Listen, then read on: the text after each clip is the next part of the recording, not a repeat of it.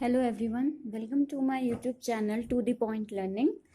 आज मैं first chapter business study nature and purpose of business के पार्ट 3 को डिस्कस करने जा रही हूँ, जिसमें हम डिस्कस करेंगे classification of business. Classification of business मतलब कि बिजनेस को कितने पार्ट्स में डिवाइड किया गया है। तो मेजरली बिजनेस को 2 पार्ट्स में डिवाइड किया गया है, एक इंडस्ट्री एंड दूसरा कॉमर्स।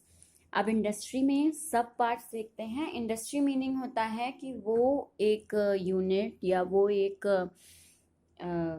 फील्ड जहाँ पे केवल मैन्युफैक्चरिंग से रिलेटेड काम हो, तो हम उसे इंडस्ट्रीज कहते हैं।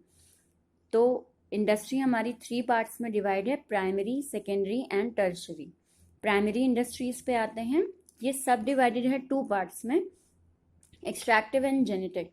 एक्सट्रैक्टिव मतलब होता है वो इंडस्ट्रीज जहाँ पे आप कुछ एक्सट्रैक्ट कहीं से नेचुरल इन्वायरमेंट में से कुछ एक्सट्रैक्ट कर रहे हैं, कुछ ले रहे हैं और तब आप उसको फाइनली बेच रहे हैं फॉर बिजनेस पर्पसेस। तो इसमें आपके एग्जाम्पल्स आते हैं फार्मिंग, माइनिंग, फिशिंग।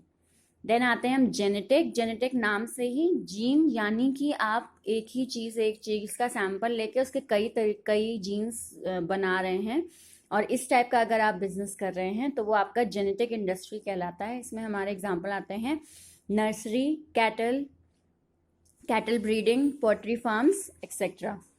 सो ये हमारे एक्सट्रैक्टिव एंड जेनेटिक होते हैं। ध्यान दीजिएगा, आप जितने भी इंडस्ट्रीज मेंशन करें, अगर आप उसे डेफिनेशन के साथ साथ एग्जांपल्स भी देते हैं जैसे मैंने दिए हैं, और इस तरह से चार्ट बना के प्रेजेंट करते हैं, तो वो बहुत ही इफेक्टिव होगा एग्जाम्स में। सो इस एग्जांपल्स देना और चार्ट बनाना आपके लिए बेनिफिशियरी होगा। देन आते हैं हम सेकेंडरी में इंडस्ट्रीज के टाइप में। सो फर्स्ट वाला है मैन्युफैक्चरिंग।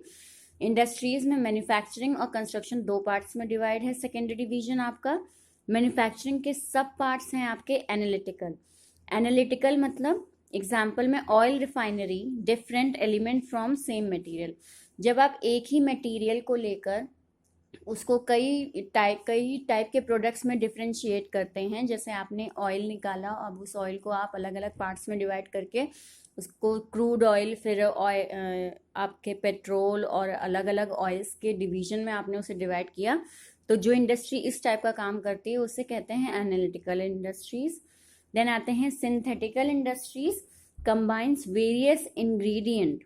जब आप अलग अलग जगह से इंग्रेडिएंट लेते हैं और उन इंग्रेडिएंट्स को कंबाइन करके एक प्रोडक्ट तैयार करते हैं, तो वो आपका सिंथेटिकल इंडस्ट्री होता है। इसमें एग्जांपल होता है आपका सीमेंट। जैसे सीमेंट बनाने के लिए अलग अलग मटेरियल्स इकट्ठा किए जाते हैं और उसके बाद उनसे एक प्रोडक्ट बनता है। तो ये आप क्या कर रहे हैं, जब आप अलग अलग इंग्रेडिएंट इकट्ठा कर रहे हैं तो आप सिंथेटिकल इंडस्ट्री में काम कर रहे हैं। देन आते हैं प्रोसेसिंग। प्रोसेसिंग मतलब जब आप कई सारे चीज़ों को लेकर एक फिनिश्ड प्रोडक्ट तैयार कर ले रहे हैं। अगर हम सीमेंट देखें तो सीमेंट फिनिश प्रोडक्ट नहीं है। अगर हम ऑयल रिफाइनरी में देखें, जो उनका प्रोडक्ट निकल रहा है वो फिनिश प्रोडक्ट नहीं है, वो आगे अभी फर्दर किसी और चीज़ में यूज़ होगा। तो जहाँ पे आपका एक फिनिश प्रोडक्ट बन जाए कि हाँ अब उसे फाइनली कस्टमर यूज़ करेगा, आपका कंज्यूमर यूज़ करेगा, तो वो इंडस्ट्रीज कहलाती हैं आपकी प्रोसेसिंग इंडस्ट्री। इसमें आपका एग्जाम्पल है शुगर, पेपर। जैसे जो इंडस्ट्री शुगर बनाए, पेपर बनाए, पेन बनाए, तो ये सारी इंडस्ट्रीज कौन सी हैं? ये सारी प्रोसेसिंग में आएंगी, जो आपको एक फाइनल फिनिश प्रोडक्ट प्रोवाइड करा रही हैं। देन आते हैं इसके 4th पार्ट पे, असेंबलिंग। असेंबलिंग नाम से ही जब आप कई सारी जगह से एक अलग अलग प्रोडक्ट्स को असेंबल करें, इकट्ठा करें और तब उससे आपका एक फिनिश प्रोडक्ट तैयार हो, तो वो कहलाती हैं असेंबलिंग इंडस्ट्रीज। इसमें आपके एग्जाम्पल होते हैं कार एंड कंप्यूटर। जैसे अगर कंप्यूटर आप बना रहे हैं, कंप्यूटर मैन्युफैक्चरिंग इंडस्ट्री है आपकी, तो उसमें आप अलग अलग कंपनीज से, अलग अलग इंडस्ट्रीज से प्रोडक्ट को लेते हैं और उसके बाद कंप्यूटर एक फाइनल आपका तैयार होता है। तो इसी तरह से कार के अलग अलग पार्ट्स आपके अलग अलग इंडस्ट्रीज बनाती हैं और तब एक इंडस्ट्री उन सारे पार्ट्स को कंबाइन करके आपकी एक कार को तैयार करती है। तो ये जो इंडस्ट्री असेंबल करने का काम करती है तो उसे कहा जाता है असेंबलिंग इंडस्ट्रीज। देन आता है इसमें नेक्स्ट कंस्ट्रक्शन। कंस्ट्रक्शन मतलब जो आपके ब्रिजेस, बिल्डिंग्स, ये सारी जो कंस्ट्रक्ट होती हैं, इनका कॉन्ट्रैक्ट वगैरह जिनको दिया जाता है, और जो कंपनीज ये सब कंस्ट्रक्शन में इंगेज रहती हैं वो कंपनीज कहलाती हैं कंस्ट्रक्शन इंडस्ट्रीज। देन आते हैं हम नेक्स्ट पे टर्शरी। टर्शरी मतलब होता है सर्विस सेक्टर। ये आपका मेनली कॉमर्स में इंक्लूड होता है, तो इसको हम यहाँ कॉमर्स में ही डिस्कस करेंगे। तो टर्शरी एक तरह से अगर हम देखें तो सेकेंडरी और प्राइमरी फंक्शंस प्रॉपरली हों, ये इंडस्ट्रीज अच्छे से काम कर पाएँ, तो इनको जो हेल्प प्रोवाइड कराता है वो होता है आपका टर्शरी सेक्टर। तो टर्शरी को यहाँ हम लोग ज़्यादा डिटेल में पढ़ेंगे कॉमर्स सेक्शन में। कॉमर्स सेक्शन मतलब ये कॉमर्स सेक्शन आपका फर्दर डिवाइडेड 2 पार्ट्स में, यानी जहाँ आप गुड्स को सेल कर रहे हैं, गुड्स खरीद रहे हैं, तो ये कॉमर्स में इंगेज होता है। ये आपका 2 पार्ट्स में है, trade and auxiliaries to trade. Trade मतलब क्या होता है? ट्रेड मतलब जब आप गुड्स को बाय कर रहे हैं और सेल कर रहे हैं, तो वो एक फंक्शन आपका ट्रेड कहलाता है। तो ट्रेड आपके 2 पार्ट्स में डिवाइड होते हैं, internal and external.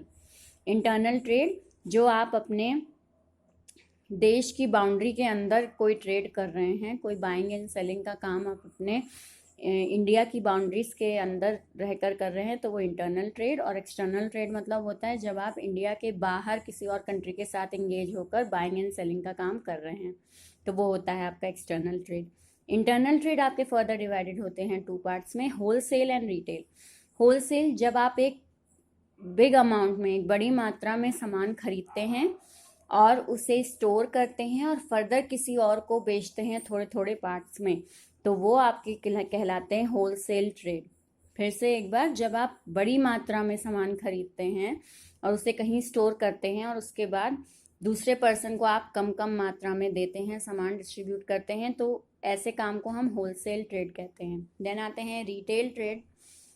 Retail trade मतलब होलसेल के बाद आपका नेक्स्ट आता है रिटेल, यानी कि आपने होलसेल ने एक बड़ी मात्रा में इंडस्ट्रीज से सामान लिया, फिर रिटेलर्स को छोटे छोटे अमाउंट में ये सामान बेचा, तो वो आपका कहलाता है रिटेल ट्रेड। और रिटेल ट्रेड के बाद आपका फाइनली प्रोडक्ट जो पहुंचता है वो कंज्यूमर के पास पहुंचता है।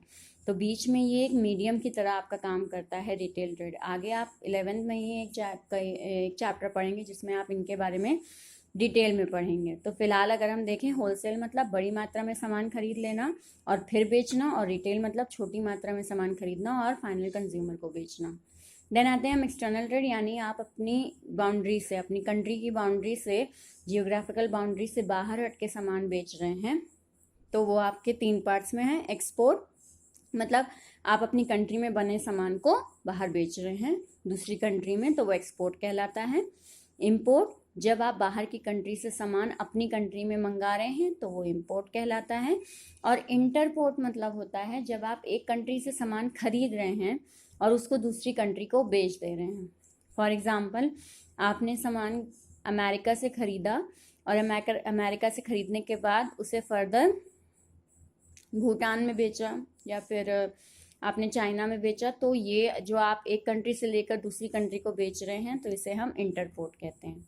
नेक्स्ट आते हैं हम ऑक्सिलरी ट्रेड। ऑक्सिलरी ट्रेड मतलब होता है कि ट्रेडिंग में जो जो एक फंक्शंस आपके काम करते हैं ताकि ट्रेडिंग प्रॉपरली हो पाए, तो उसे ऑक्सिलरी ट्रेड कहते हैं। ऑक्सिलरी मतलब एक होता है आपका ट्रेडिंग में हेल्प करना या हेल्पिंग हैंड्स इन ट्रेड, तो वो आपके ऑक्सिलरी ट्रेड होते हैं। अब ये हेल्पिंग हैंड्स कैसे होते हैं ये देखते हैं हम। सबसे पहला इसमें आता है ट्रांसपोर्टेशन। ऑब्वियस है, अगर ट्रेडिंग आप कर रहे हैं तो आप सामान को एक जगह से दूसरी जगह ले जा रहे हैं, जो कि without transportation, without vehicle properly function नहीं हो पाएगा। सो ट्रांसपोर्टेशन। वेयर हाउसिंग मतलब होता है गोडाउन्स, जहाँ पे आप एक जगह से सामान खरीद कर कहीं ना कहीं तो उसे रखेंगे, उसे स्टोर करने की व्यवस्था करना, उसे सही से आप वेयर हाउस इस्टेब्लिश कर रहे हैं, सामान को बचा रहे हैं कि उसे ना थेफ्ट ना हो, कोई कीड़े ना लगे, इन सब से बचा रहे हैं, तो ये कौन सा फंक्शन है? Where housing. देन आते हैं इंश्योरेंस। इंश्योरेंस कई बार होता है जब हम ट्रेड करते हैं तो हम अपने सामान वगैरह का इंश्योरेंस कराते हैं, ताकि अगर कोई मिस हैपनिंग हो जाती है ड्यूरिंग ट्रांसपोर्टेशन या वेयर हाउसिंग के, या कोई नेचुरल कैलामिटी आ जाती है, उस वक्त अगर आप अपने प्रोडक्ट को नहीं बचा पाते हैं तो इंश्योरेंस कंपनी उसके बदले आपको पैसा देती है अगर आपने अपने सामान को इंश्योर कराया है। तो इंश्योरेंस। देन आते हैं बैंकिंग एंड फाइनेंस। ऑब्वियस है मैन्युफैक्चरिंग इंडस्ट्रीज जो मैन्युफैक्चरिंग करती हैं एक बड़े स्केल पर करती हैं तो उन्हें पैसे की ज़रूरत पड़ती है, उन्हें लोन प्रोवाइड कराना, उनके लिए फाइनेंस इकट्ठा करना, ये सारा काम बैंकिंग एंड फाइनेंस का होता है। एडवर्टाइजिंग, ऑब्वियस है आपका प्रोडक्ट फाइनली बन गया तो वो बनने के बाद कहीं ना कहीं तो एडवर्टाइजमेंट उसका ज़रूरी है, तभी तो आप अपने कस्टमर्स को इकट्ठा कर पाएंगे, तभी आप अपने प्रोडक्ट की नीड को दिखा पाएंगे। तो एडवर्टाइजिंग यानी आपका जितना भी पब्लिसिटी वाला काम होता है, एडवर्टाइजमेंट होता है, वो सब आपका एडवर्टाइजिंग फंक्शन में आता है। सो ये क्लासिफिकेशन ऑफ बिजनेस आज हमने डिस्कस किया। नेक्स्ट पार्ट में हम बिजनेस रिस्क वगैरह डिस्कस करेंगे जो कि हमारा फाइनल पार्ट होगा चैप्टर का, फर्स्ट चैप्टर का। सो अगर कोई भी क्वेरी हो तो कमेंट सेक्शन में मेंशन करें and please like, subscribe and share my YouTube channel. Thank you very much.